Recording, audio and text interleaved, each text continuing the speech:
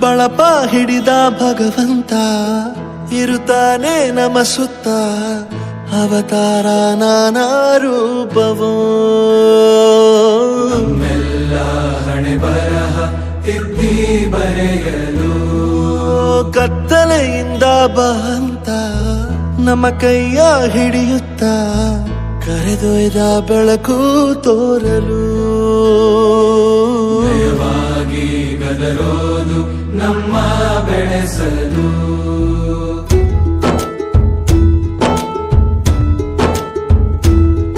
ಭಾಷೆ ಅಮೃತ ಕುಡಿಸೋ ತಾಯಾಗಿ, ಭಾಷೆ ಅಮೃತ ಕುಡಿಸೋ ತಾಯಾಗಿ.